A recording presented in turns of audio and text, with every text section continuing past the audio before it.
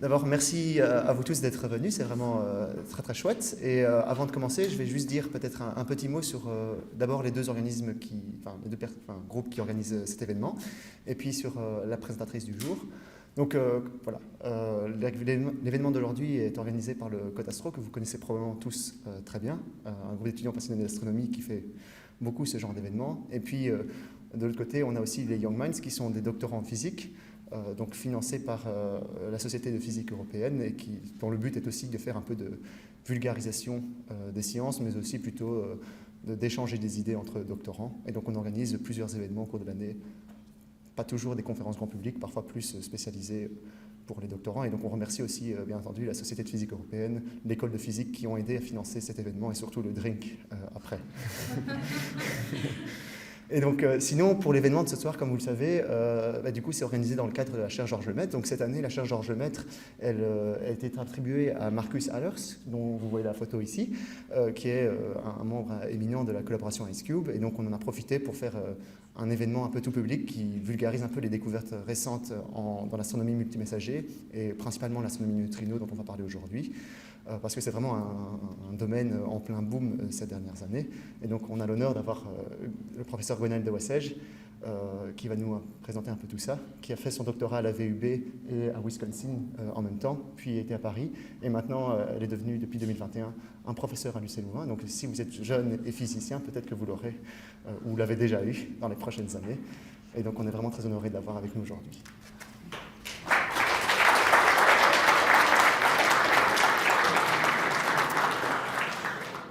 Merci beaucoup Yanis, merci aux Young Minds et au Cotastro pour cette invitation que j'ai évidemment acceptée avec grand plaisir. Donc Yanis a bien utilisé ma première slide, donc maintenant je vais passer à la deuxième. Le titre de l'exposé, comme vous l'avez probablement vu, s'intitule « Un nouveau regard sur l'univers ». Vous avez probablement tous, si vous êtes ici, si vous êtes en contact avec le Cotastro, une idée de comment on étudie l'univers. Alors, je vous écoute. N'hésitez pas, on est entre nous, donc répondez comme ça, pas besoin de lever la main. Dites-moi. On regarde le ciel. Et la réponse paraît très naïve, mais c'est exactement ça qu'on fait. Donc, si on décompose un peu ce qui se passe, on va utiliser nos yeux, des détecteurs, pour observer des étoiles, des objets dans le ciel. Alors ici, de façon très naïve, je représente l'objet dans le ciel comme une étoile à 5 branches. En fonction du type d'astrophysicien ou d'astronome à qui vous allez parler, il va plutôt voir un objet astrophysique comme ceci, comme une sphère, comme un point, ou comme un objet beaucoup plus complexe et très asymétrique. Personnellement, moi, je suis plutôt dans la dernière catégorie. On reviendra dessus, mais c'est vrai que pour moi, bien qu'étant une physicienne, une étoile n'est pas une sphère parfaite. Donc, si on peut observer le ciel, si on peut voir cette étoile, cet objet astrophysique, c'est parce que cette étoile va émettre de la lumière auquel nos yeux sont sensibles. Alors je sais que là, je suis vraiment en train de préciser des choses évidentes. Mais c'est pour vous amener petit à petit vers cette idée de ce qu'est observer le ciel aujourd'hui. Et donc, la majorité de ce qu'on sait sur notre univers a été compris, a été étudié grâce à la lumière visible. Il faut savoir, la raison, c'est que la majorité de la matière dans l'univers est présente dans les étoiles et elles vont radier presque toute leur énergie dans le spectre visible.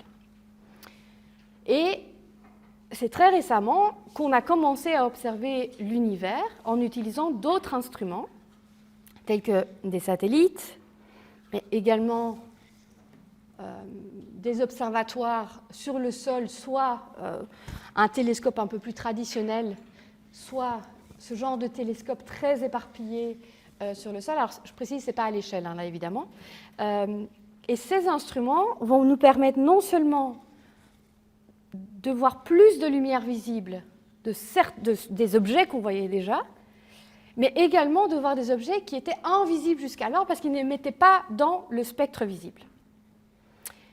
Alors, pour revenir et redétailler peut-être un peu tout ça, donc, si on résume, vous avez ici le spectre électromagnétique. Alors moi, je fais la physique des astroparticules, et donc je travaille beaucoup en termes d'énergie, mais j'aurais pu mettre exactement la même échelle ici en termes de longueur d'onde ou en termes de fréquence. Donc, on a le spectre visible qui est ici. Si je vais à plus basse énergie, je vais avoir les infrarouges, les micro-ondes et encore après les ondes radio. Puis si je vais à plus haute énergie que le spectre visible, je vais avoir les ultraviolets, les rayons X et les rayons gamma. Les rayons gamma, ils n'ont pas vraiment de fin. On va appeler rayon gamma tout ce qui a une énergie, toute la lumière qui a une énergie au-dessus de 100 MeV. De 100 keV, pardon.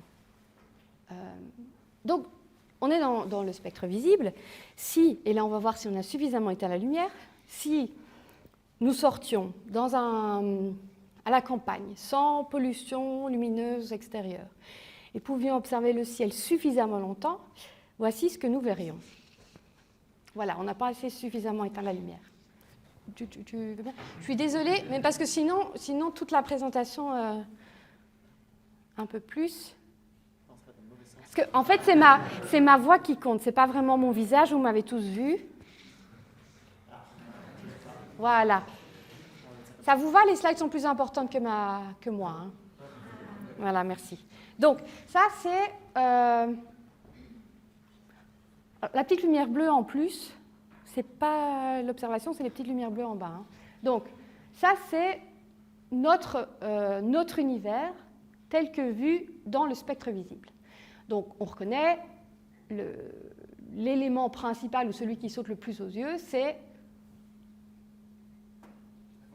la Voie lactée, merci beaucoup, qui est en plein milieu de l'image, en fait, avec le plan de notre galaxie qui traverse de part et d'autre l'image, et le noyau de notre galaxie, le centre de notre galaxie, qui est cette grosse boule lumineuse, si je peux dire comme ça, au milieu de l'image. On voit également ces deux taches lumineuses, le petit et le grand nuage de Magellan, qui sont des galaxies naines dans le voisinage direct de la Voie lactée.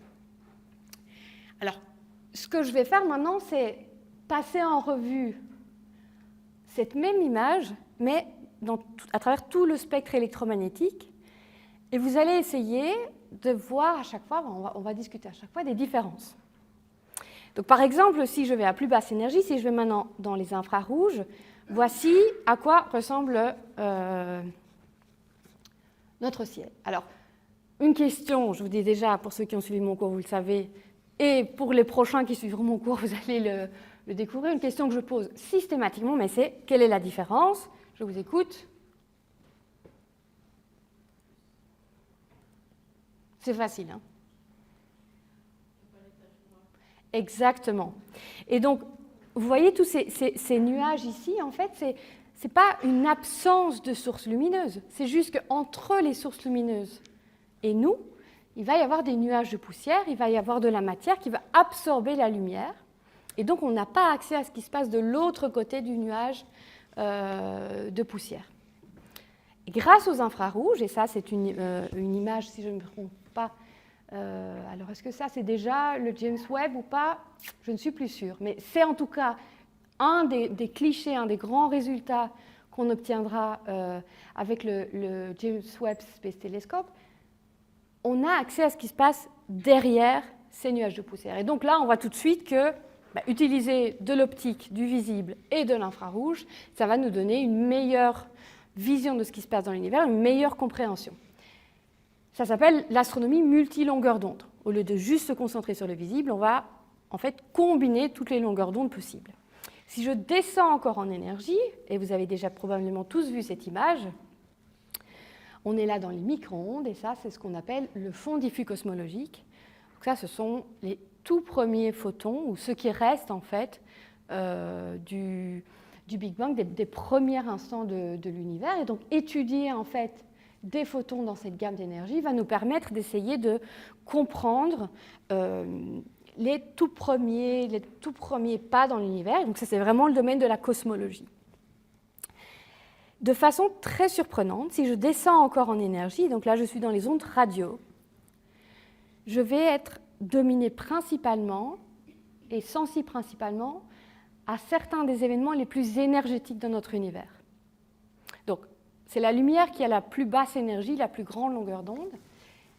Et pourtant, elle va être émise dans des supernovas, elle va être émise dans des pulsars, elle va être émise dans des noyaux actifs de galaxies. Et donc, on va pouvoir utiliser les ondes radio, et d'ailleurs on utilise les ondes radio en physique des astroparticules, en astrophysique des hautes énergies, pour étudier ces phénomènes. Et de façon très simple de voir ça, donc c'est toujours la même vision. On a toujours le plan galactique au milieu, le centre représente le noyau galactique. Alors vous voyez ici, il n'est pas très lumineux en radio.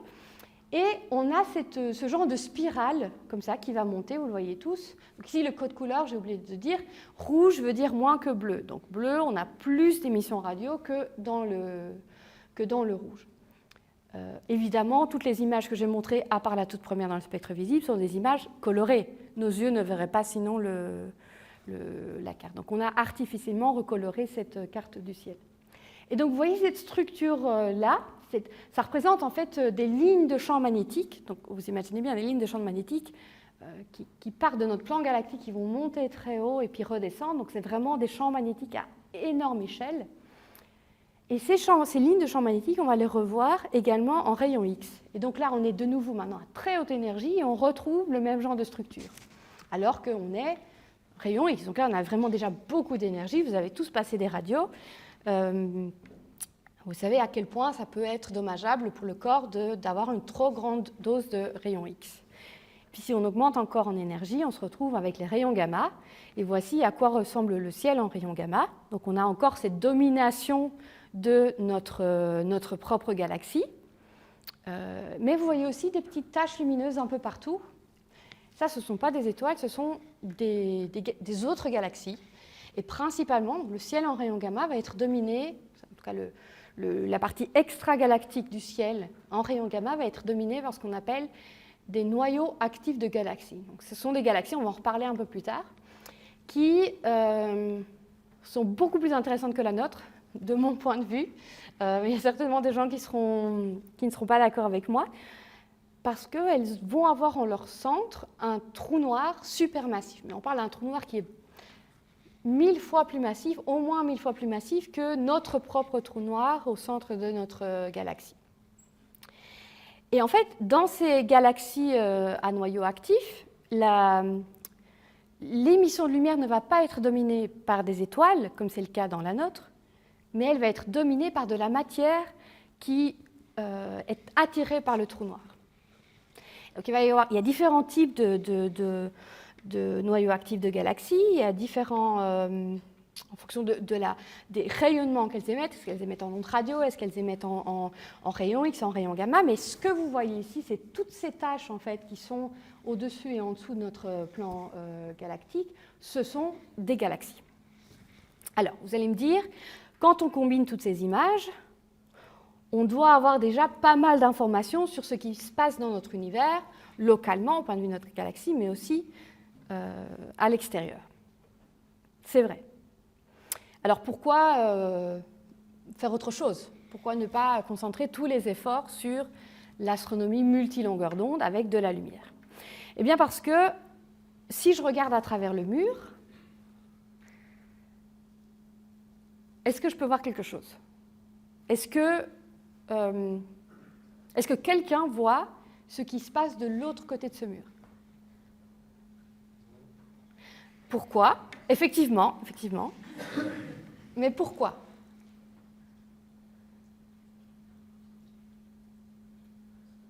Alors, de nouveau, mais je ne pose vraiment pas des questions compliquées, et pourtant, à chaque fois, personne ne me répond.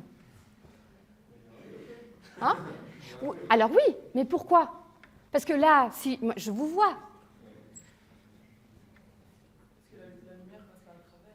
La lumière passe pas à travers. Et pourquoi elle passe pas à travers? Parce qu'elle va interagir avec la matière. Elle va être absorbée, elle va être défléchie. Et donc, en fait, il y a de la lumière de l'autre côté, très probablement. Alors, peut-être la lumière est éteinte, vous allez me dire. Mais même si on l'allume, on ne verrait pas de différence. Mais ça va être la même chose dans notre univers. Il y a un moment, ici, le mur, il a peut-être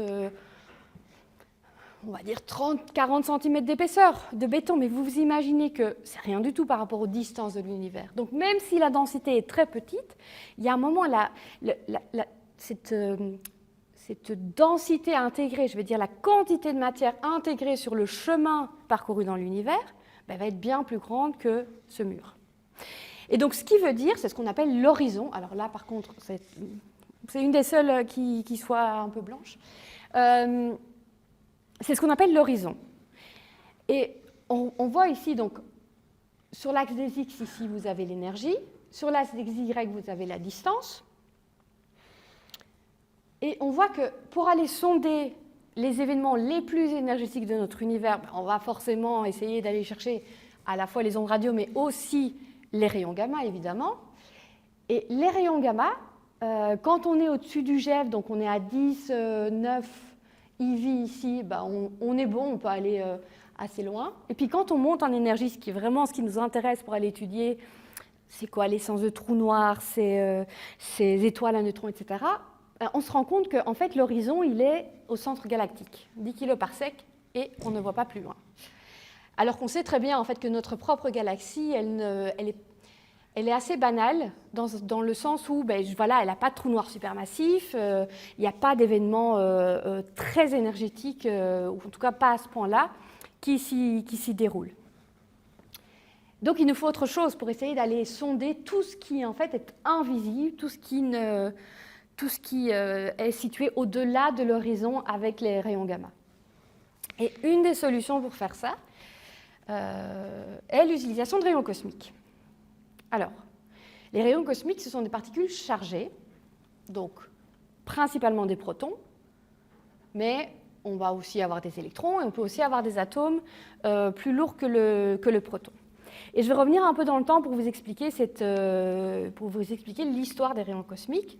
Donc on est en 1912, ça fait un petit temps maintenant, et j'adore cette image, je la montre systématiquement parce que ça prouve à quel point les physiciens expérimentateurs, comme moi, sont dévoués à leur tâche. Donc vous voyez ici Victor Hess, en 1912. Alors rassurez-vous, il va avoir un prix Nobel pour cette découverte, donc il n'aura pas fait ça pour rien, qui monte dans un ballon et qui, pour partir à la découverte des rayons cosmiques, juste en quelques mots, en résumé, et il va monter à 5200 mètres d'altitude sans oxygène. Alors, vous vous imaginez bien, déjà à 3000 mètres, quand vous êtes en montagne, dans les Alpes, si vous courez, vous êtes un peu essoufflé. Et puis lui, il est allé faire de la physique et des mesures à 5200 mètres sans oxygène. Donc pour moi, c'est vraiment un exemple de dévouement à la science. Et il a prouvé en fait que ces particules ionisantes qu'on observait depuis quelques années et dont on n'était pas sûr de si elles venaient du haut ou du bas, donc de la Terre ou de l'atmosphère de l'univers, venaient en fait de l'univers. Et là, je prends une minute pour vous montrer, si je retrouve ça, pour ceux qui ne l'ont peut-être pas encore vu, ce que sont des rayons cosmiques. Donc là, on a une petite pub. J'avais pourtant essayé de ne pas en avoir, désolée. Voilà. Donc ici, on a, je reviens un peu en arrière, on est au-dessus du Mont Blanc. Oh. Pardon. Alors, c'est bien, vous n'avez pas vu la pub.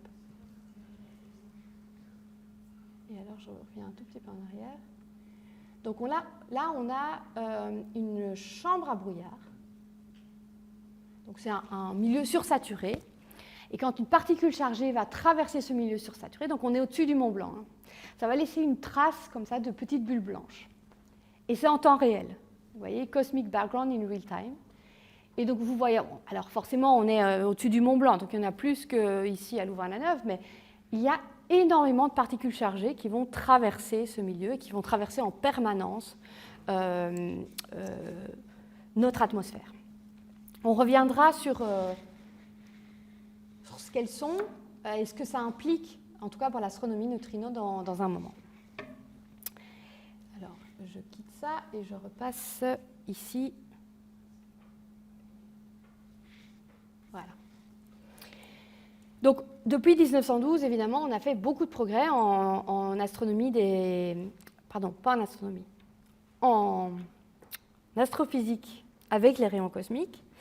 Et ça, c'est la vision actuelle du spectre des rayons cosmiques. Donc, spectre, c'est en fonction de l'énergie sur l'axe des X, on a le nombre de particules par seconde et par mètre carré. Et vous voyez, pour information, où se trouve le Large Hadron Collider. Donc, c'est un énorme accélérateur de particules qui se trouve au CERN, qui est à cet ordre de grandeur en énergie en dessous de ce que nous voyons dans l'univers. Donc, clairement, l'univers est bien plus puissant que tous les accélérateurs que l'homme et la femme ne pourront jamais construire sur Terre. Donc ça veut dire qu'ici, en fait, avec cette physique des astroparticules, on va pouvoir non seulement étudier ce qui se passe dans l'univers, mais aussi étudier les interactions fondamentales, la physique des particules, parce qu'on a énormément d'énergie qui est disponible dans l'univers, notamment dans ces noyaux actifs de galaxies. Et donc, on va avoir des particules très énergétiques à étudier pour aller sonder vraiment les briques les plus élémentaires de notre matière. Quelque chose que je veux mettre en évidence, et c'est la façon dont on va utiliser les rayons cosmiques pour faire de l'astrophysique, c'est qu'en fait, c'est pas vraiment, on le voit déjà ici, hein. Oh, pardon, c'est pas ça que je voulais faire. C'est pas une ligne droite. Le flux n'est pas c'est pas juste une loi de puissance. Donc, loi de puissance, ça va être le flux égal à A, c'est juste une constante. Puis l'énergie avec une puissance moins alpha, où alpha, ça va être la pente de ma distribution. Et si on zoome ici un peu sur la partie haute énergie, on se rend compte qu'il y a des structures. Alors, les physiciens, les astrophysiciens haute énergie sont aussi inventifs que les autres. C'est un milieu encore très dominé par les hommes. Et donc, vous voyez, genoux, chevilles, et je vous ai épargné l'image où il y a en fait une jambe de femme qui recouvre ce spectre en rayons cosmiques. Mais voilà, donc il y a effectivement des structures qui peuvent ressembler à une jambe, si on regarde ça d'assez loin. Et ces structures, en fait, elles sont intéressantes parce qu'elles vont nous prouver que ces rayons cosmiques, ils vont avoir une origine différente. Donc, à basse énergie, ce spectre en rayons cosmiques, ce flux de rayons cosmiques va être dominé par ce qui vient de notre propre galaxie. Et à haute énergie, on va être dominé par ce qui vient de partout ailleurs que notre propre galaxie. En fait, notre propre galaxie n'est même pas capable, je devrais être plus sympa, n'est pas capable d'accélérer des particules à une énergie de 10 à la puissance 18, 10 à la puissance 19. La Voie lactée n'est pas capable d'accélérer des particules, elle est trop petite que pour accélérer des particules à cette énergie-là. Vous allez me dire, ça a l'air assez puissant, on a vraiment accès à des phénomènes très énergétiques. Voilà la réponse. Eh bien, pas du tout, parce que voilà à quoi ressemble notre ciel avec les rayons cosmiques. Et donc là, par contre, la projection a un peu changé. Le plan de notre galaxie, maintenant, est cette ligne pointillée. Le centre de la galaxie est la petite étoile sur le coin inférieur gauche. Et donc, ce que vous voyez ici, le code couleur, en fait, c'est le nombre de rayons cosmiques qui viennent de cette direction-là. Alors, est-ce que vous voyez des sources, là? Est-ce que vous voyez des étoiles, des galaxies? Ben non. Est-ce que quelqu'un peut me dire pourquoi? Je vous ai dit que c'était des particules chargées. Et je vous ai montré que dans notre galaxie, ça veut dire aussi partout ailleurs, parce que notre galaxie est vraiment, tout comme notre Soleil, est vraiment une galaxie qui va nous permettre, en l'étudiant, de comprendre beaucoup d'autres galaxies semblables dans l'univers. Eh bien, parce qu'on a les lignes de champ magnétique, et que des particules chargées dans des lignes de champ magnétique vont être déviées. Ce qui veut dire que quand on parle d'astronomie, on se dit en général que quand vous regardez avec une lunette aux séances d'observation du côte astro, vous regardez dans cette direction-là, vous voyez de la lumière qui vient de cette direction-là, vous vous dites que la source, l'étoile ou ce que vous regardez, est dans cette direction-là. Alors qu'avec les rayons cosmiques, si vous voyez un rayon cosmique qui vient de cette direction-là, à cause des lignes de champ magnétique, la source était probablement dans cette direction-là. Mais comme c'est très compliqué à comprendre vraiment la force de ce champ magnétique, la structure du champ magnétique, ben, ça pourrait aussi venir de là, ou de là, ou de là. Donc c'est difficile à corriger. Ce qui veut dire qu'en fait, on ne va pas pouvoir faire de l'astronomie à proprement parler avec les rayons cosmiques. Alors bien sûr, on aura des renseignements sur les objets les plus énergétiques de l'univers, mais on ne va pas pouvoir faire de l'astronomie au sens où je vois un rayon cosmique qui vient de là, la source est également dans cette direction-là. Et on le voit très bien ici. Ce qu'on voit ici, c'est ce qu'on appelle un dipôle. Et donc, à cause des lignes de champ magnétique, on va avoir un excès de rayons cosmiques qui vient d'une certaine direction dans le ciel et un déficit de l'autre côté. Donc, on ne peut pas vraiment aller résoudre source par source. Donc, si je résume un peu ce qu'on a vu jusqu'à présent, on a un accélérateur cosmique. Donc, en gros, le Large Hadron Collider, l'accélérateur hadronique du CERN, mais point de vue cosmique, donc bien plus grand, qui peut émettre des rayons gamma, mais qui, eux, comme avec le mur, vont être arrêtés, ou peuvent être arrêtés en tout cas, sur leur chemin entre l'émetteur, entre la source et nous, et des rayons cosmiques qui, eux, vont être déviés. Et c'est là qu'intervient le neutrino.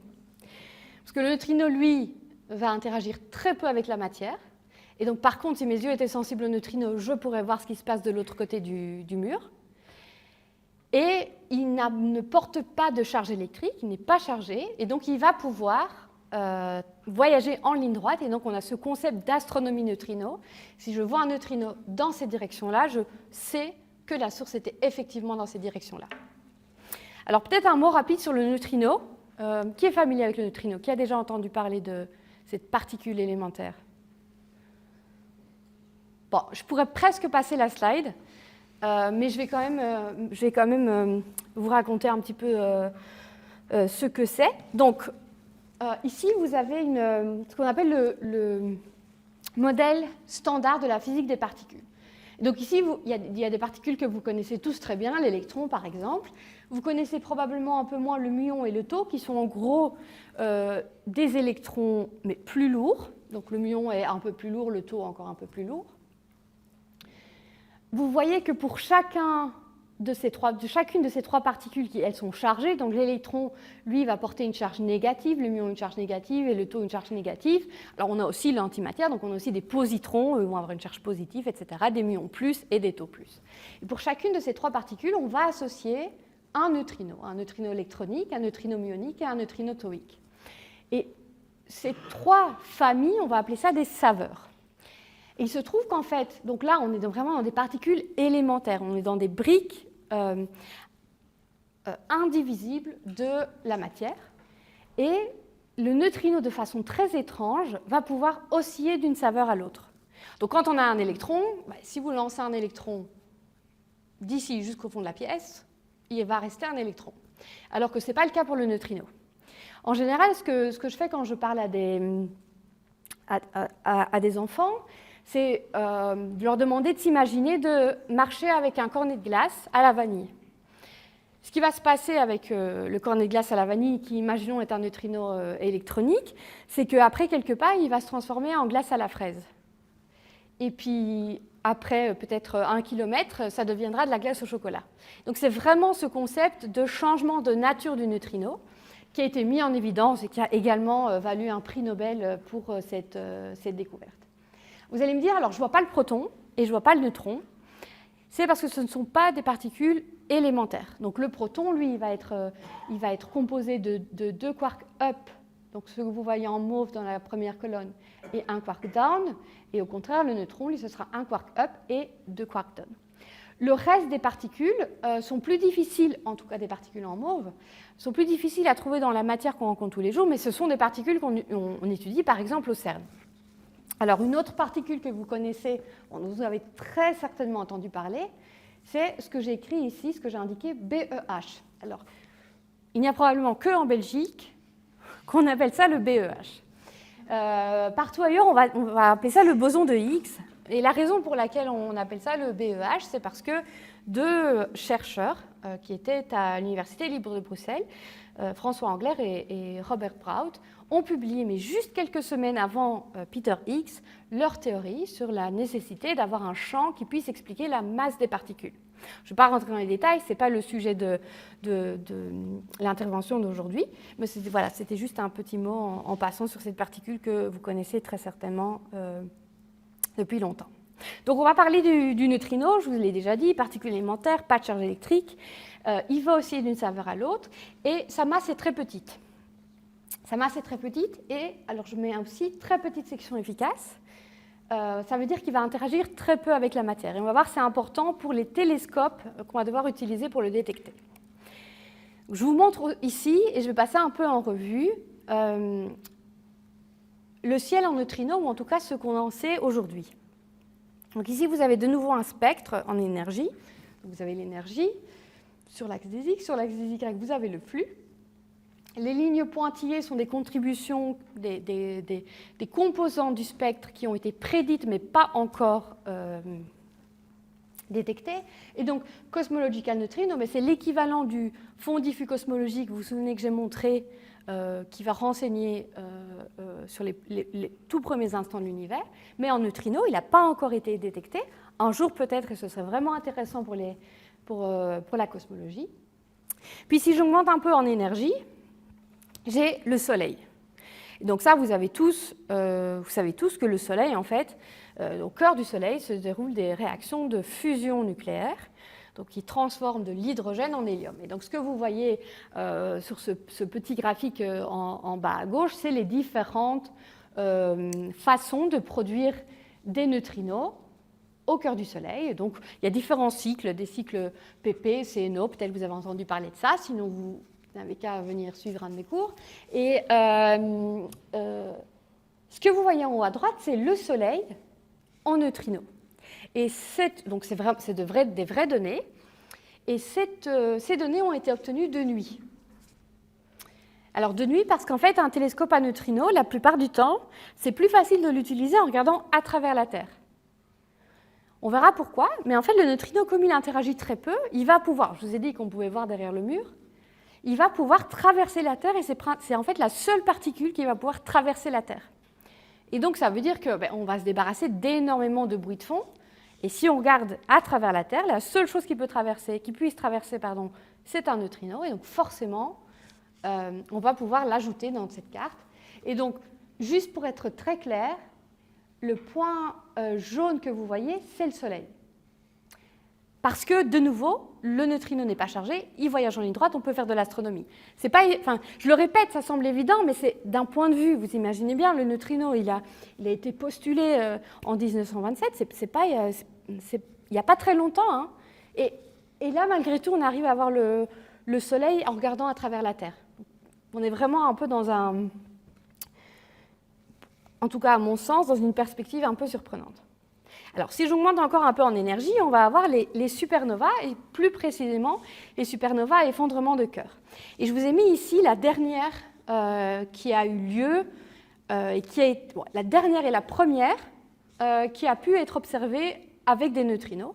On était en 1987, donc beaucoup d'entre nous n'étions pas nés.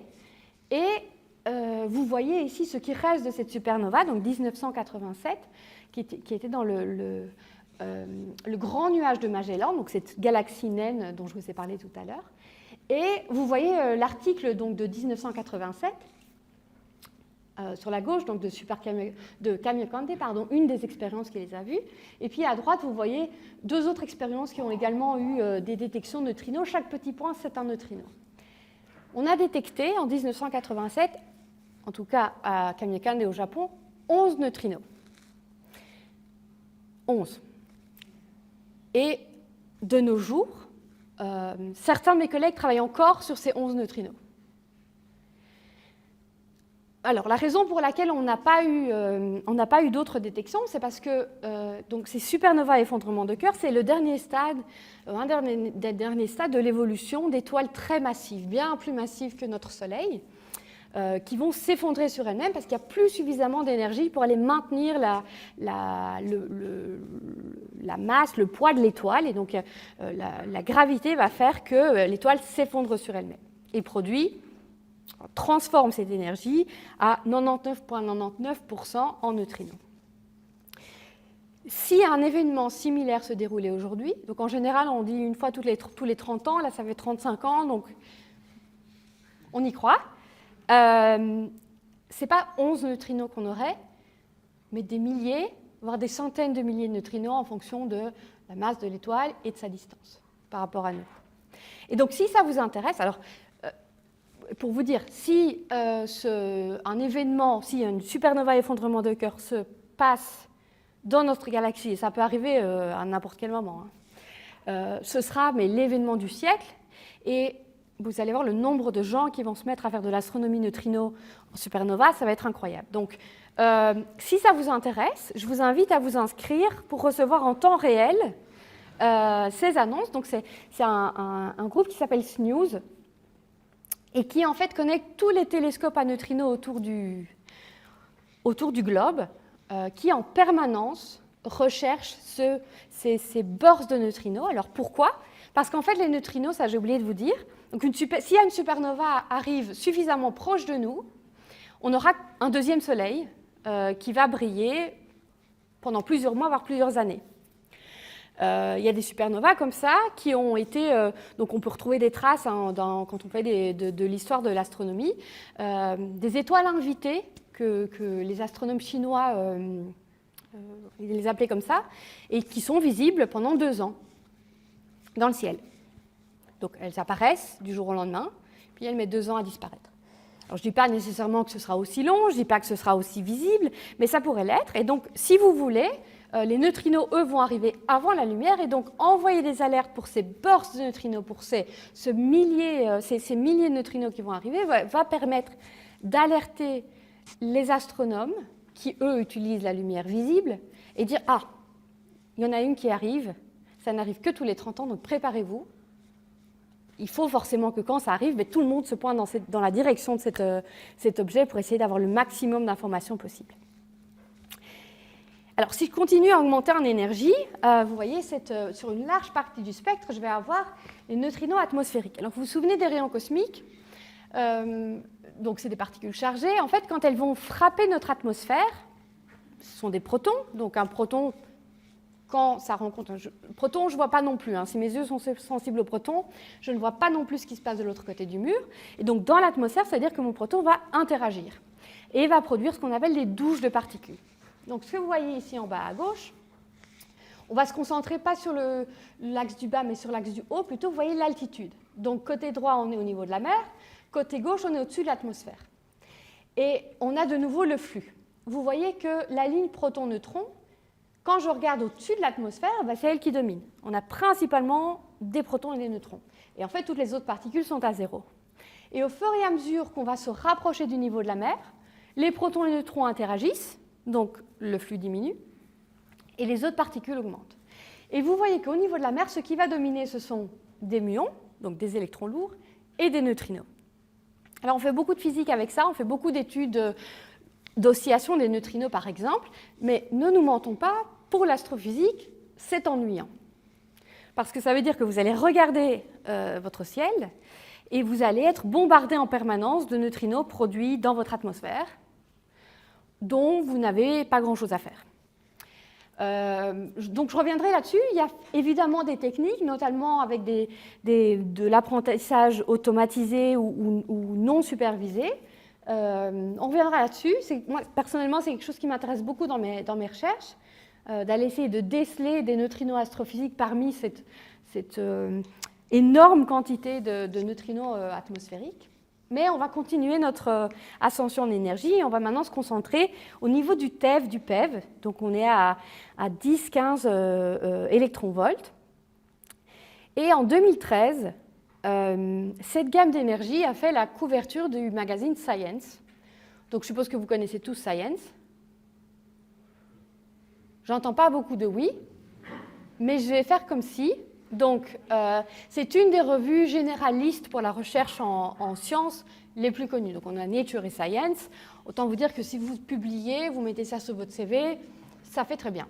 Donc, faire la couverture en plus de Science, c'est vraiment un événement majeur pour un chercheur. Et donc, voilà la couverture de Science. Et vous voyez le titre de l'article. Donc, on est en 2013. En 22 novembre 2013, cet article paraît. Donc, ça fait juste 10 ans, un peu plus de 10 ans. Alors, entre nous, la personne qui est à l'origine de cette découverte, alors c'est forcément pas une personne, hein, on est 350 dans cette collaboration, mais il y a une personne qui a un peu plus poussé que les autres il y a 15-20 ans. Cette personne, elle a étudié à l'université de Louvain, avant la séparation. Elle a reçu son doctorat de la partie flamande de l'université de Louvain et son agrégation pour l'enseignement de la partie francophone. Cette personne, qui est un monsieur, il s'appelle Francis Halzen. Il est belge, il a grandi à Tir-le-Mont et sa sœur habite pas très loin d'ici en fait. Non mais c'est une histoire, c'est vrai. Et donc, quand il vient ici nous rendre visite à notre groupe de recherche, il va manger avec sa sœur. Alors, il va au Martins, hein, oui, mais alors, ce que je vous dis ça parce qu'en fait, c'est probablement, et alors là, on supprimera de la vidéo parce que je ne voudrais pas lui porter malchance, je vais toucher du bois avec les deux mains, c'est probablement une des personnes qui va recevoir le prix Nobel dans les prochaines années, entre nous. Donc, évidemment, pour l'UC Louvain, pour la KU Leuven, ce sera un événement majeur. Donc, c'est bien que vous ayez assisté à la conférence avant, parce que comme ça, quand ça va sortir, vous pourrez dire « Ah ouais, mais vous savez, sa sœur habite pas loin. Hein » Et donc, voilà, donc ça, c'est la première grande découverte avec cet instrument dont on va reparler qui s'appelle IceCube. Et donc, juste pour vous expliquer un peu, alors, ce graphique-ci, c'est pas vraiment en 2013, c'est plutôt un graphique qui a été obtenu en 2020-2021, c'est assez récent. Vous voyez l'énergie déposée dans le détecteur, mais en gros, c'est plus ou moins l'énergie du neutrino, et le nombre d'événements sur 2635 jours, donc ça fait un peu plus de 7 ans. Hein. Je vous le dis parce que j'ai dû moi-même revérifier. Alors, on voit les muons atmosphériques, donc vous vous souvenez ici, en fait, au niveau de la mer, les secondes particules qui vont le plus dominer, ce sont les muons. Donc, c'est normal qu'on en ait. On a en rouge les neutrinos atmosphériques, donc de nouveau au niveau de la mer, ceux qui dominent, ceux qui sont ennuyants, comme je vous le disais. Et puis en jaune, on a une estimation théorique de ce qu'on attend du reste de l'univers. Et vous voyez ces petites croix, ce sont en fait des mesures avec les incertitudes sur le nombre de particules et sur l'énergie. Et donc clairement, là, vous n'avez pas encore tous un doctorat en physique, mais je suis sûre que vous êtes d'accord avec moi pour dire que ces petites croix correspondent plus à la distribution jaune qu'à la distribution rouge ou mauve. Et bien ça, c'est une des choses qui pourrait valoir donc à Francis Halzen d'avoir un appel de Stockholm, espérons dès octobre prochain, mais je ne voudrais pas m'avancer. Alors, d'où ça vient? D'où ça vient, on ne sait pas, ou pas totalement. Et je ne vais pas répondre à ça tout de suite, je vais plutôt répondre à comment on voit ça, quel est le type d'instrument. Alors, je vous ai mis ici, mais c'est une liste non exhaustive, les instruments, les télescopes à neutrinos autour du monde. Et je vais m'intéresser dans cette présentation, mais je pense que je suis complètement en train d'exploser le temps. Il y a 1 heure pour la fin? Ouais, je continue, ça va, je continue. Ce qui m'intéresse particulièrement dans mes recherches, et ce dont je vais parler aujourd'hui, ce sont les plus grands de ces télescopes à neutrinos. Et donc, vous voyez ici, on en a en mer Méditerranée. Il s'appelle Antares, il s'appelle KM3net, ce sont les deux du dessus. Il y en a un qui est dans le lac Baïkal, en Sibérie, il s'appelle Baïkal GVD. Et puis, il y en a un qui est le point tout en bas, au pôle sud, en Antarctique, et lui, il s'appelle IceCube. Alors, GNN, c'est juste qu'on essaye en fait de connecter, et ça c'est vraiment aussi un des moteurs pour moi en tant que chercheuse, d'aller faire des analyses en combinant les données de différents instruments. Ils fonctionnent sur le même principe. La seule différence, c'est que ceux du dessus sont installés dans de l'eau et IceCube, lui, est installé dans de la glace. Alors, on va voir pourquoi on a besoin d'eau et de glace. Alors, il faut savoir que l'UC Louvain, depuis 2021, est membre de la collaboration IceCube, donc cette collaboration qui a fait les grandes découvertes dont je vais vous parler aujourd'hui, et qui a été lancée par Francis Halzen, et est également membre de la collaboration Chem3Net, qui est un détecteur en cours de construction dans la mer Méditerranée. Donc, je vais parler un peu plus de cela forcément. Alors, donc ça, c'est IceCube, ou en tout cas, la partie visible d'IceCube. Alors, juste parce que ça fait toujours un petit peu son petit effet, c'est moi qui ai pris cette photo. Donc, ce que vous voyez là, en fait, c'est uniquement la partie visible d'IceCube et c'est juste une salle de serveur. Le reste de l'expérience est enterré entre 1,5 et 2,5 km sous la surface, donc dans la glace du pôle sud. Le second instrument avec lequel on travaille, nous, ici à l'UC Louvain, s'appelle Chem3Net, et lui, il est en mer Méditerranée. Il y a 2 sites, en fait, au large de Toulon, en France, et au large de la Sicile, en Italie. Et donc, la profondeur, là, on est à 2,5 et 3,5 km sous le niveau de la mer.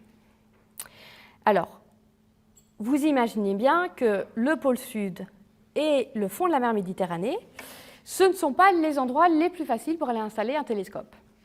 Alors, comment on fait? Je vous montre ici 2 petites vidéos et je vous invite d'abord à vous concentrer sur celle du dessus qui ne s'est pas lancée. Donc, je vais mettre l'autre sur pause. Donc, vous voyez ici une animation où on va vous montrer comment on va aller creuser un trou de 2,5 km au fond, dans la couche de glace qui recouvre l'Antarctique. Donc, d'abord, on travaille avec une foreuse tout à fait normale, donc c'est un peu la foreuse que vous pourriez utiliser, mais en beaucoup, beaucoup plus gros, pour aller creuser à travers cette couche de neige compactée qui recouvre la glace.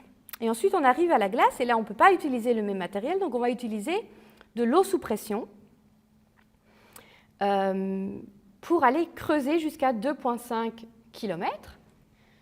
Donc là, ensuite, on a un trou dans lequel on peut descendre nos senseurs. Et on va voir à quoi ils ressemblent. Et puis on laisse juste l'eau.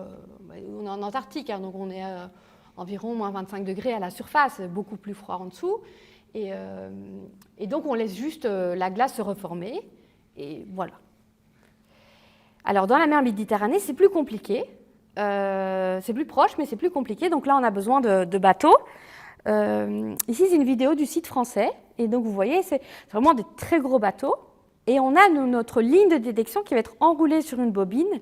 Alors, on est très écolo en astroneutrinos et on va récupérer en fait la bobine pour enrouler une autre ligne de détection après et la réutiliser pour le déploiement. Et donc, vous voyez donc cette bobine qui est mise à l'eau. Et on va suivre cette bobine jusque le fond de la mer. Donc là, elle est mise à l'eau. Elle est entraînée forcément parce qu'elle est assez lourde. J'avance. Hein.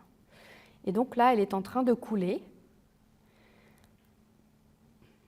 On va pas la suivre pendant 2500 mètres. Hein. J'avance un peu. Alors, est-ce que je sais avancer? Oui, est-ce que j'avance ici? Donc là, elle se rapproche du fond de la mer.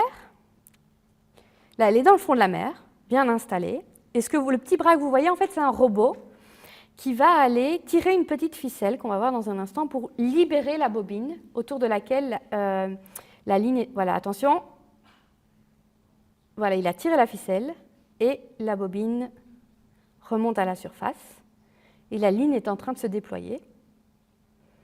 Et donc ici, là, il y a l'inspection finale. Et donc, vous voyez le petit robot. Donc, on est dans les abysses méditerranéens. Il n'y a pas de lumière du tout. Donc là, la lumière qu'on voit, c'est le petit robot qui projette lui-même. C'est très important le fait qu'il n'y ait pas de lumière, parce que c'est en fait ce qu'on va détecter. Donc je vous ai dit qu'un neutrino était une particule élémentaire sans charge électrique et avec une très petite masse et qui interagissait très peu, ce qui veut dire qu'on ne peut pas détecter un neutrino. Donc le neutrino va traverser énormément de matière et on ne peut pas le voir. Ce qu'on peut voir, c'est l'interaction d'un neutrino avec la matière. Et donc le principe de détection, c'est qu'on a un neutrino ici qui va arriver, on ne le voit pas. S'il interagit dans un milieu diélectrique tel que la glace ou l'eau, et qui produit une particule chargée, donc par exemple l'électron, le muon et le taux dont je vous parlais tout à l'heure, et que cette particule est relativiste, c'est-à-dire que cette particule voyage à une vitesse plus grande que celle de la lumière dans le milieu. Souvenez-vous, c'est possible parce que la lumière dans le vide, ça c'est une vitesse maximale, mais quand elle est la lumière dans un milieu, si vous prenez un verre d'eau, vous voyez bien qu'elle est déviée, donc elle est ralentie en fonction de l'indice de réfraction du milieu. Donc c'est possible d'avoir des particules relativistes, mais ces particules relativistes chargées, ces particules chargées relativistes, pardon, elles vont forcer le milieu à émettre une radiation de Cherenkov, ce cône bleu que vous avez peut-être déjà vu dans des images de réacteurs nucléaires, dans de la glace, etc. Et donc en fait, un télescope à neutrinos, c'est très simple, c'est juste plusieurs milliers de senseurs, de caméras, d'appareils photo, je sais pas, qui sont sensibles à de la lumière visible en fait. Donc on va détecter un neutrino en regardant, en essayant de chercher dans des endroits très sombres, donc les abysses méditerranéens ou la glace en Antarctique, de l'émission de lumière bleue. Alors comment ça se passe? D'un point de vue un peu plus concret, donc on a le neutrino qui rentre dans le détecteur sans laisser de trace. À un moment, il interagit, produit par exemple un muon qui, si relativiste, va forcer la lumière à émettre cette radiation de Cherenkov. Et chaque point coloré ou sphère colorée que vous voyez ici, c'est un de nos senseurs qui a détecté cette lumière Cherenkov. Alors j'ai de nouveau une petite animation pour vous montrer comment ça se passe. Donc ça, c'est IceCube. Le neutrino qui est cette ligne rouge, je rembobine parce que je n'ai pas été assez vite dans mon explication. Donc le neutrino qui est cette ligne rouge ici que vous voyez, donc la trajectoire du neutrino, pas de trace dans le détecteur, hop, il interagit, il produit par exemple un muon. Ce que vous voyez, cette lumière bleue, c'est ce qui va se propager dans la glace ou dans l'eau. Et puis ce qui reste, nous, ce avec quoi on va travailler en tant qu'astrophysicien, c'est ces petites boules colorées. Et alors, qu'est-ce que représentent ces petites boules colorées? La quantité de lumière qui va être enregistrée, parce que je vous ai dit c'était des senseurs, c'est des capteurs de lumière, donc on peut compter le nombre de photons qu'on a vus. Ces capteurs de lumière, en fait, ça va être ce qu'on appelle un proxy, ça va être une estimation de l'énergie du neutrino. En fait, ici, sur cette image-ci, plus la sphère est grande et plus le nombre de photons collectés est grand. Le timing, donc en fait, le code couleur, c'est un code temporel. Rouge veut dire plutôt que bleu, dans ce cas-ci. Ça va nous renseigner sur la direction. Donc ici, on voit qu'on a d'abord du rouge et puis du vert. Donc le muon qui a été produit dans l'interaction, il voyageait comme ça. Et parce qu'on se souvient très bien de nos cours de physique des particules, on sait que si le muon a été produit là et voyage comme ça, le neutrino a été produit avec venait de ces directions-là, avec un certain angle entre cinématique, donc on peut calculer entre le neutrino et le muon. Et donc ça veut dire que, souvenez-vous, astronomie neutrino, que la source est quelque part par là. Alors, ce que je n'ai pas dit... et la topologie. Donc ici, vous voyez, là, c'est plutôt ce qu'on appelle une trace. Donc ça, c'est un dépôt, une émission de lumière qui va être assez large dans le détecteur. Et puis, parfois, on a des choses qui sont beaucoup plus symétriques, beaucoup plus sphériques. Et ça va indiquer la saveur du neutrino. Est-ce que c'est un neutrino électronique, muonique ou tauique? Alors, ce que je ne vous ai pas dit, et qui est en fait la raison pour laquelle on ne peut pas construire un télescope à neutrinos à Louvain-la-Neuve, c'est que cet événement ici que je vous ai montré sur la couverture de Science, celui-ci, et vous imaginez bien, on n'a pas la couverture de Science avec juste un événement, il y en avait une petite quinzaine à ce moment-là. Eh bien, ces 15 événements, si on les projette sur une ville, alors je vais vous le montrer sur une ville aux États-Unis, Madison dans le Wisconsin, mais c'est exactement la même chose sur Louvain-la-Neuve. Donc ça a la même taille, ce que je vais vous montrer, ça a la même taille que Louvain-la-Neuve. Donc ça, c'est la raison pour laquelle on a besoin d'aller en Antarctique et on a besoin d'aller en mer Méditerranée. Parce qu'on est ici au PeV, on est aux centaines de TeV, on est au PeV, et la quantité de lumière émise par l'interaction d'une particule élémentaire par un seul neutrino dans la glace ou dans l'eau va créer de la lumière sur l'entièreté de Louvain-la-Neuve. Donc les 5000 senseurs dont je vous ai parlé, ils sont répartis en fait sur 1 km3. Donc 1 km sur 1 km sur 1 km. Donc en fait, ce n'est même pas juste la surface de Louvain-la-Neuve, c'est 1 km en hauteur aussi. Donc là, vous sentez en fait qu'on parle vraiment de physique de l'extrême. Et je vous ai parlé de Victor Hess, qui était un peu un aventurier en allant à 5200 mètres d'altitude. Clairement, les gens qui font de la physique des astroparticules, alors on n'est pas du tout aussi extrême que les gens qui envoient des petits robots sur Mars, mais quand même, on se débrouille pas mal, je dirais, à ce niveau-là. Alors maintenant, la question, c'est à quoi ressemble le ciel en neutrinos? Et voici, avec ces neutrinos donc de très haute énergie, à quoi ressemble le ciel. Donc de nouveau, cette ligne ici représente le plan galactique, et le point en bas à gauche représente le centre de la galaxie. Le code couleur ici est jaune, veut dire pas de détection, et puis plus c'est mauve, et plus on a une chance qu'en fait, il y ait peut-être une source de neutrinos. Alors pourquoi? Parce qu'on fait de la physique des particules, parce qu'on doit utiliser les statistiques dans nos analyses de données, et donc on a toutes ces dimensions de probabilité que quand on voit les neutrinos, on peut compter le nombre d'événements, mais est-ce qu'on en voit suffisamment pour dire qu'il y a vraiment une source? Et donc dans cette image-ci, ici, je peux vous dire que rien n'est significatif d'un point de vue statistique. Ici, c'est un peu comme si vous étiez chez vous, vous vous préparez à sortir, vous regardez une dernière fois dans le miroir avec un peu une lampe devant vous, et puis vous sortez dans le noir, et vous ne voyez rien du tout. Vos yeux ne sont pas habitués, donc vous ne voyez aucune étoile. Juste peut-être un peu de lumière comme ça, mais vous pouvez pas, vos yeux ne peuvent pas reconnaître vraiment des points lumineux suffisants. Là, avec cette gamme d'énergie-là, c'est où on en est. Donc ce qu'on va faire, c'est juste attendre que nos yeux s'adaptent, c'est-à-dire que pour nous, collecter plus de données. Alors maintenant, une façon de collecter aussi plus de données, c'est de descendre en énergie. Donc vous avez vu que dans la lumière, en fait, on couvrait en énergie tout le spectre. On allait de radio jusqu'au rayon gamma. Il n'y a pas de raison qu'on ne puisse pas faire la même chose avec les neutrinos. On détecte des neutrinos de très haute énergie, couverture de science, très bien, mais allons aussi voir ce qui se passe à d'autres énergies. Et à plus basse énergie, voici à quoi ressemble le ciel. Alors de nouveau, là, vous voyez, c'est tous les petits points dont je vous parlais. Jusqu'à octobre 2022, rien n'était significatif. Donc, de nouveau, juste des petites tâches.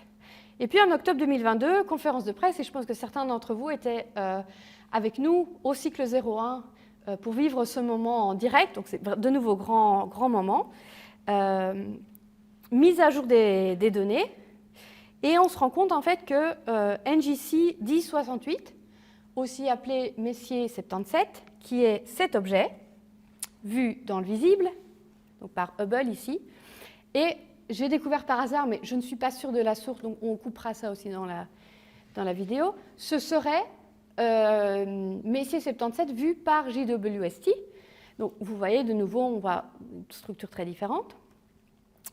Eh bien, donc en fin de l'année 2022, pour la première fois, on l'a vu en neutrino. Et donc, cette petite étoile rouge, en fait, c'est cette image-ci, mais complète, réduite juste à la petite étoile rouge.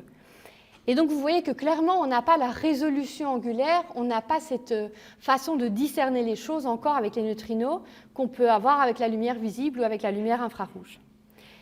Mais c'est la première source qu'on voit avec les neutrinos. C'est-à-dire que maintenant, on sort à l'extérieur. Si nos yeux sont sensibles aux neutrinos, eh bien, la première chose que je vois, c'est Messier 77. Alors, cette source est en fait très intéressante d'un point de vue astrophysique. Ce n'est pas juste la première qu'on voit en neutrinos, juste en neutrinos. Ici, vous voyez de nouveau un spectre. Je vous en ai montré beaucoup. On voit l'énergie ici et on voit le flux. Et alors, les points gris, c'est l'émission de cette source. Donc, c'est un noyau actif de galaxies dont je vous ai parlé. c'est ce noyau actif de galaxies émet en radio, surtout le spectre en fait. Et puis les points verts que vous voyez, c'est en rayon gamma. Et la bande bleue que vous voyez, on va juste se concentrer, on ne va pas se concentrer sur la bande grise et sur la ligne, on va juste se concentrer sur les points verts pour le moment et cette bande bleue. Alors les points verts, c'est la détection en rayon gamma. Quand vous voyez une petite flèche, ça veut dire une limite supérieure. Donc là, ça veut dire que le télescope a regardé et n'a rien vu. Donc il sait qu'il n'y a pas plus de gamma de rayon gamma que l'endroit où se trouve la petite barre. Et puis en bleu, c'est l'observation neutrino. Donc pour parler clairement, si nos yeux étaient sensibles aux neutrinos, on sort à l'extérieur, la première chose qu'on voit, c'est une galaxie qui est située à 47 millions d'années-lumière. Et alors, ce qui est très surprenant, en fait, c'est que si nos yeux voyaient à la fois les neutrinos et les rayons gamma, c'est que cette source située à 47 millions d'années-lumière, elle brillerait plus en neutrinos qu'en rayons gamma. Donc là, on a une source qui est beaucoup plus brillante. Alors, vous voyez, on a au moins un ordre de grandeur de plus en termes de flux, en termes de nombre de particules, en neutrinos qu'en rayons gamma. Donc là, vous imaginez bien que c'est pour ça que je vous disais, prix Nobel, etc., on est vraiment bien lancé là dans l'astroneutrino. On se débrouille pas mal. Alors, vous vous souvenez de l'image que je vous ai montrée du ciel en rayon gamma? Quelle est la chose la plus brillante dans le ciel en rayon gamma?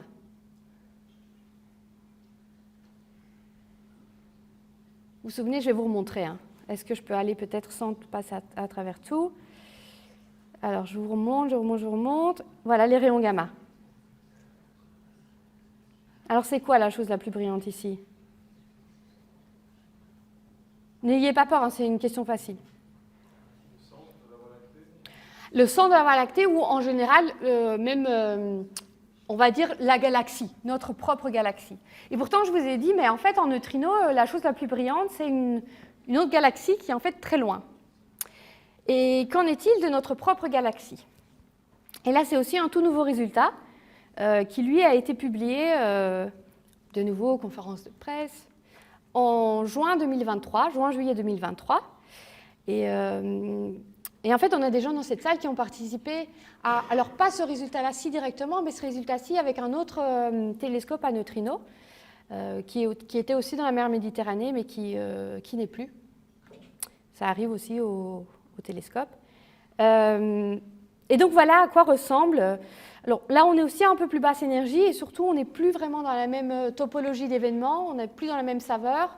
Ici, c'est ce qu'on appelle, vous savez, c'est les sphères dont je vous ai parlé plutôt que ces traces. Et donc de nouveau, la ligne, c'est le plan galactique. Et puis, on voit quand même que bon, y a des taches rouges un peu partout, donc on a un peu plus de significance statistique à ces endroits-là, mais il y en a quand même pas mal le long du plan galactique. Et en fait, si je fais une projection en utilisant ça, donc là, vous voyez, peut-être vous ne voyez pas très bien, mais on a la Terre ici, avec l'équateur qui est aligné forcément par rapport au plan de la galaxie. Et donc, on regarde là, on intègre en fait sur tout ce qu'on va voir dans la direction du centre galactique. Et voici, alors c'est une vue d'artiste, forcément parce que nos yeux ne sont pas sensibles aux neutrinos, donc on doit recolorer l'image. Mais voici à quoi ressemble notre galaxie en neutrinos. Donc ici, vous avez l'image de la Voie lactée dont on a l'habitude, et ce que vous voyez en bleu, c'est notre galaxie en neutrinos. Et c'est la première fois qu'on voit notre galaxie en neutrinos. Alors elle est bien moins lumineuse qu'en rayon gamma, et elle est bien moins lumineuse que cet objet qui est à 47 millions d'années-lumière. Mais on était sûr en fait de voir, on était sûr que notre galaxie émettait des neutrinos. Et pour la première fois en 15 ans, on a pu annoncer que ça y est, on voyait notre propre galaxie en neutrinos. Donc c'est un résultat absolument remarquable. Et donc vous voyez ici une comparaison entre l'optique, entre les rayons gamma et les neutrinos. Et donc là, vous voyez que clairement, il y a encore du chemin à faire, qu'on ne voit absolument pas des sources individuelles, qu'on voit juste des gros blocs, et que c'est difficile de savoir si ce sont justement juste des sources qui produisent les neutrinos, si ce sont des rayons cosmiques qui vont juste interagir avec des nuages de poussière dont on parlait, si c'est un peu des deux. Donc on est vraiment au tout début de l'histoire en astronomie neutrino. Alors, est-ce que j'ai encore du temps? Très bien, je continue. Alors. Le drink attendra, je suis désolée. Alors, ici, en fait, moi j'adore les neutrinos, je suis convaincue, je ferai ça probablement toute ma carrière, mais on comprend quand même qu'il y a des limites. On comprend que les neutrinos tout seuls, tout comme la lumière toute seule, tout comme les rayons cosmiques tout seuls, ça ne va pas le faire. Il faut unir nos forces, et en général, ça c'est vrai, hein, le travail en collaboration va mener à beaucoup plus que le travail seul. Et donc, un des domaines maintenant les plus porteurs et les plus prometteurs pour étudier l'univers à très haute énergie, c'est l'astronomie multimessager. Donc, c'est cette idée d'observer le même objet avec de la lumière, avec des neutrinos, avec des rayons cosmiques et avec des ondes gravitationnelles. Et donc, je vous montre. Alors, de nouveau, là, on ne va pas parler en termes d'énergie, on va vraiment parler en termes de fréquence. C'est dans une certaine fréquence, et c'est juste quelques événements qui ont été détectés par les interféromètres LIGO et Virgo. Vous savez que Lucé Louvain est aussi très engagé dans la détection des ondes gravitationnelles. Donc, nous sommes dans Virgo. Alors, moi, pas personnellement, mais le professeur Giacomo Bruno, par exemple, est dans Virgo. Et il se peut que nous ayons un interféromètre, un détecteur d'ondes gravitationnelles sur le sol belge, l'Einstein Telescope, en fait, à la frontière entre l'Allemagne, les Pays-Bas et la Belgique, d'ici à peut-être une dizaine d'années. Donc, votre futur, c'est de détecter les ondes gravitationnelles en Belgique. Donc, voilà, maintenant, on a tous les messagers, ce qu'on appelle des messagers, et on va voir quelles sont les premières grandes réussites de cette astronomie multimessager. Alors forcément, la supernova dont je vous ai parlé, celle de 1987, elle a été vue en neutrinos. Souvenez-vous, il y en avait 11, mais elle a aussi été vue en lumière. Et donc ça, c'est le premier événement, 1987, tout début de l'astronomie multimessager. Et puis on a dû attendre jusqu'en 2017, autant vous dire, c'est assez long, pour le second événement en astronomie multimessager. Et alors, je peux vous dire que le 17 août 2017, donc date de détection de cet événement-là, j'étais en train de marcher, de faire de la randonnée dans les Alpes. Alors, pourquoi? Je peux vous dire exactement où j'étais, parce qu'une grande différence entre 1987 et 2017, c'est la rapidité avec laquelle on va analyser les données. En 1987, les données du télescope à neutrinos ont été enregistrées sur un disque qui a ensuite été conduit en voiture jusqu'à l'université pour être analysé. Je pense que c'est 1 mois qu'il a fallu pour analyser les données. Je crois que c'est 35 jours. Aujourd'hui, on sait cette détection de binaire, de coalescence d'étoiles à neutrons, a été communiquée au reste du monde en quelques secondes. Et donc, en fait, donc je vous dis, j'étais dans les Alpes et puis je reçois un email. Ah, onde gravitationnelle, ok, bon, il y en a déjà eu plusieurs. Ah, il y a aussi de la lumière. Et donc, ça, c'est vraiment un événement majeur dans l'histoire. Vous en avez certainement déjà entendu parler. On espère qu'il y en aura beaucoup d'autres, mais soyons honnêtes, celui-ci, c'était un coup de chance. C'était l'univers qui nous disait « Ah, continuez, vous êtes sur la bonne voie ». C'était une source très proche. C'était une source qui était dans une configuration particulière pour qu'on puisse voir de la lumière sur tout le spectre électromagnétique et des ondes gravitationnelles. Alors malheureusement, on n'a pas vu de neutrinos, mais on y croit très fort et ça, c'est une des directions de recherche ici à Lucé Louvain, donc je vous dirai un mot dessus après. Alors, dans cette astronomie en temps réel, on appelle ça astronomie multimessager en temps réel, on a en fait tous nos instruments qui sont connectés en permanence.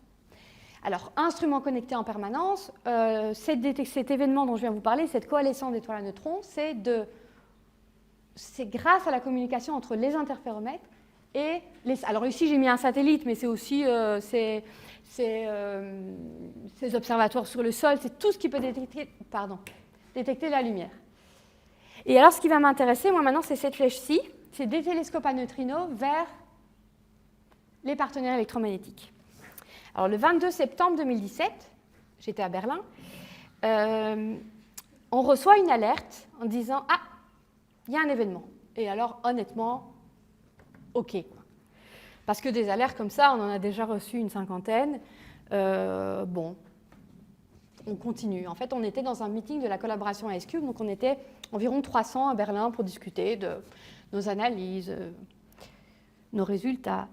Et en fait, on se rend compte, il y a du bruit comme ça. On discute et on entend de plus en plus, ouais, mais tu sais, t'as vu? Et en fait, dans la direction de cet événement-là, donc si vous avez bien retenu ce que je vous ai dit, la rouge avant vert, donc où est la source? Exactement, elle est là-bas.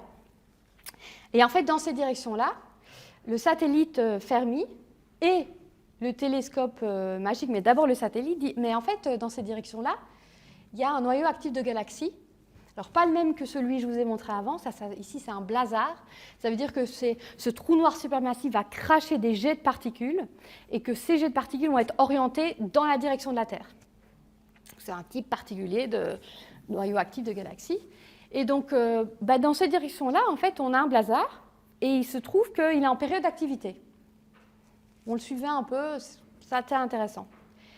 Et puis, quelques jours après, MAGIC, qui est un de ces télescopes que je vous ai montré de rayons gamma, donc au sol, qui en fait est ces énormes, ce qu'on appelle ces énormes dishes, ces énormes miroirs, avec des bras qui vont supporter une petite caméra. Et donc, il va devoir, au contraire de Fermi, par exemple, qui va devoir bouger pour aller pointer dans la bonne direction. Donc, par contre, pardon, la source est par là. Donc, il va bouger pour aller détecter la source. Il va dire, mais nous aussi, on la voit. Et en fait, MAGIC voit des photons jusqu'à 400, au-dessus de 400 GeV. Donc, vous imaginez, c'est vraiment extrêmement énergétique. Alors, parce que, pourquoi pas, on se dit, et si on avait plus de neutrinos dans ces directions-là que celui qu'on vient de voir? Et donc, on prend nos archives, nos données d'archives, et on regarde dans ces directions-là, et on compte. Et en fait, il se trouve qu'en 2014-2015, en décembre-janvier, sur 110 jours, on a vu 13 plus ou moins 5 neutrinos. Alors, vous vous souvenez, la supernova, il y a des gens qui travaillaient encore dessus, il y en avait 11. Alors, 13, ça fait beaucoup. Mais la supernova, elle était juste à côté de nous. Là, j'aurais dû mettre la distance parce que je l'oublie toujours, mais c'est une source, mais alors là, qui est à une distance beaucoup plus que 47 millions d'années-lumière, vraiment. Et on voit 13 neutrinos malgré tout sur 110 jours. Donc, ces détections-ci, le fait qu'on ait un neutrino de haute énergie et des rayons gamma, la significance statistique est de 3 sigma. Il faut savoir qu'en physique des particules, en physique des astroparticules, 3 sigma, on va appeler ça evidence. Et puis discovery, c'est 5 sigma. Donc là, on a evidence, OK. Mais ça, juste avec des neutrinos en 2014-2015, on est aussi à 3,5 sigma. Et donc, vous le voyez venir, couverture de Science. Non pas avec un, mais avec 2 articles. Donc, cette observation justement de neutrinos plus rayons gamma et cette observation de neutrinos tout seul.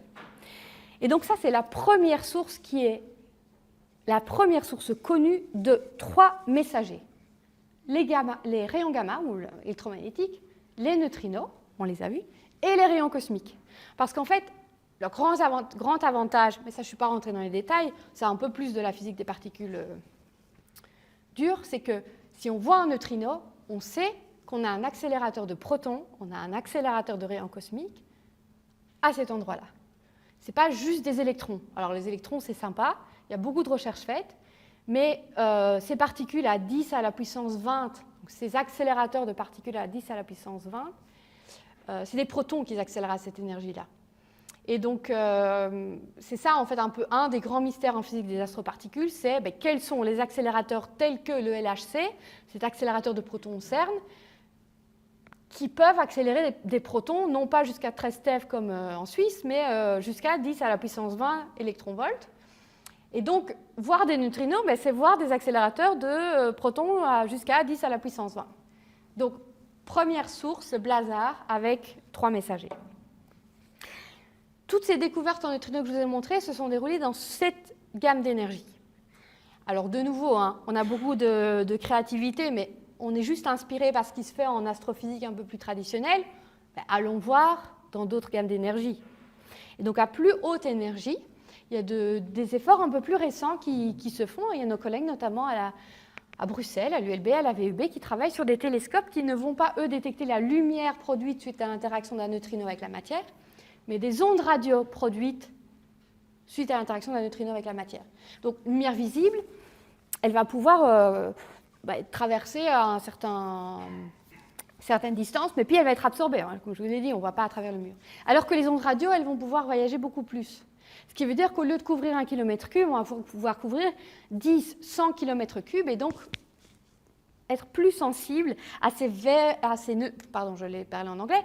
neutrinos très rares à très haute énergie.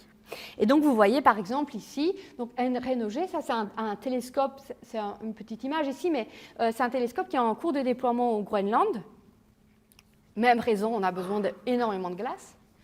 Et alors, celui que je trouve le plus marrant, c'est en haut à gauche. Alors, on ne voit pas très bien, mais vous voyez la petite tache noire comme ça au milieu du blanc, c'est une personne. Et donc, le ballon, vous voyez bien, il est énorme, mais c'est juste un ballon. En fait, c'est un ballon qui va servir à transporter des antennes radio qui vont détecter ces ondes radio dont je vous parlais. Et une fois complètement gonflé, ce ballon, il va mesurer la taille d'un terrain de foot. Donc là, de nouveau, vous voyez, d'un point de vue extrême, on est bien aussi. Et puis, ce qu'on fait, nous, à l'UC Louvain, c'est de se dire, en fait, on a déjà des instruments, ils sont déjà construits, on a déjà des données, on va essayer d'aller voir ce qui se passe à plus basse énergie. Et donc, le problème à plus basse énergie, c'est qu'on a plus de bruit de fond. Je vous ai parlé de ces neutrinos atmosphériques. Mais on pourrait aussi avoir plus de neutrinos, parce que vous vous souvenez de cette loi de puissance, donc j'ai plus de particules à basse énergie qu'à haute énergie, parce que j'ai mon flux qui va en E moins un indice spectral. Et bien, cette loi de puissance, elle va aussi s'appliquer pour les neutrinos, et donc j'ai a priori plus de neutrinos de basse énergie que de haute énergie. Et donc, pour vous donner un peu une idée, donc là on a un détecteur d'1 km3, ça c'est l'événement qui était sur Louvain-la-Neuve, c'était pas un Louvain-la-Neuve, mais comme si. Et puis ça, c'est le genre d'événement que nous, on essaie de détecter à l'UC Louvain. Et juste pour être sûr qu'on soit d'accord, là, c'est le neutrino. Donc clairement, on n'est pas du tout dans le même genre d'analyse, on n'est pas dans le même genre de technique. Donc là, il y a plusieurs doctorants, dont une doctorante, très brillante, mais qui n'est pas là, donc je peux le dire, qui travaille sur ça. Et puis, il y a de nouveaux efforts dans l'équipe pour essayer d'aller même encore sous le GeV et donc d'aller détecter ce genre d'événements.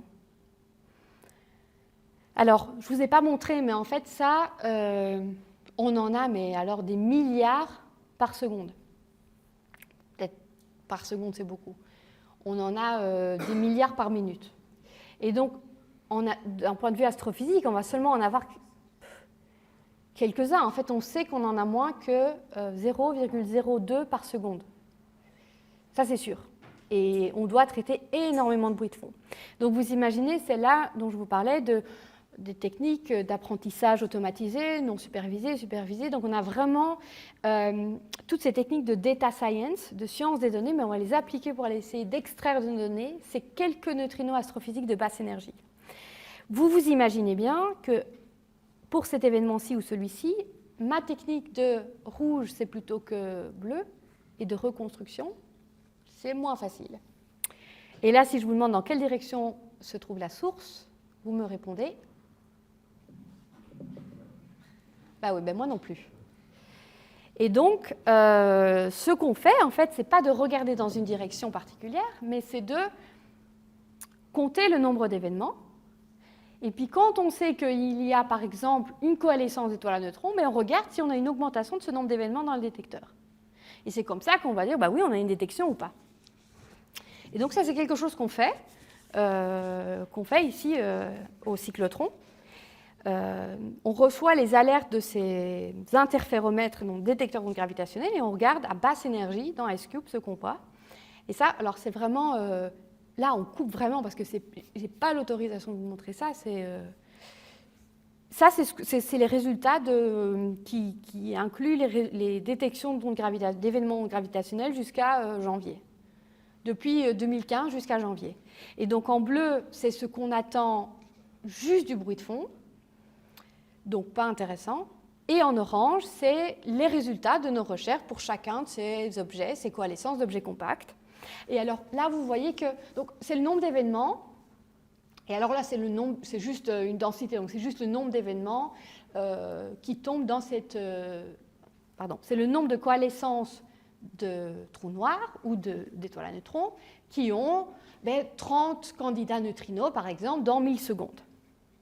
Et donc, vous voyez qu'il y en a qui sont à 31, il y en a 2 à 32, il y en a un à 34. Ce n'est pas encore 3 sigma. Mais j'y crois. Forcément, forcément, je travaille sur ça. Toute mon équipe travaille sur une large partie travaille sur ça. Donc, pour moi, ça, c'est quelque chose qui m'intéresse. Et en fait, on ne fait pas juste ça. On fait ça, mais on fait la même chose aussi dans KM3Net. Et puis, on ne fait pas juste à basse énergie, mais on va aussi combiner avec les hautes énergies. Donc, on ne va pas faire que du... Vous savez, il y a le multilongueur d'onde, il y a le multimessager. Et nous, on va faire du multi-énergie, multidétecteur, pour essayer d'augmenter ce 3 sigma et d'aller voir potentiellement ces premières sources d'ondes gravitationnelles et de neutrinos qui n'a pas encore été observées jusqu'à présent. Alors, je suis très en retard. Désolée. Et je termine sur cette slide-ci parce que je sais qu'il y a plusieurs membres de mon équipe présents ce soir. Et donc ça, c'est un peu des résultats qu'on a obtenus ces derniers temps. Je ne veux pas vous les expliquer, mais c'est juste pour leur faire un clin d'œil et les remercier d'être venus. Merci beaucoup d'être venus et de m'avoir écouté.